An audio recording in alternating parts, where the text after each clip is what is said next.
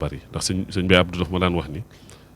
yow da nga am ndigal na ngay wax wallahi alazim moo ma ko wax am nga ndigal del waxta bul noppi bërki démb rek ñi ngi ciy waxtaan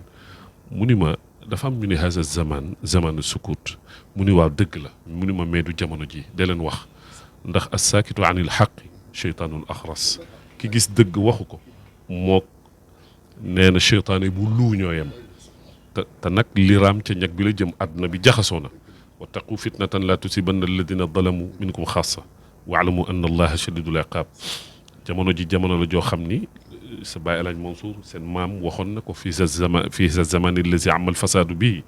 wala tara ahadan fihi yusaafika fa udda tarfaka la tafxas axi abadan wala takunan tuaadi man yuaadika lil mar'i la shakka axlaaqun tadullu bihi an suali fa axsin min maanika dem ba si biir ni laa tarfa an xutwatan illa wa tarfauha ila alladi kaana anhu lbarru yajzika kon jamono la joo xam ni comme du sax jamono ji laa tasubu dahra ana dahru yàlla mu ni bu leen ŋàññi jamono man maay jamono du sax jamono ji la ñuy ŋàññi waaye dañuy rawale la ñu am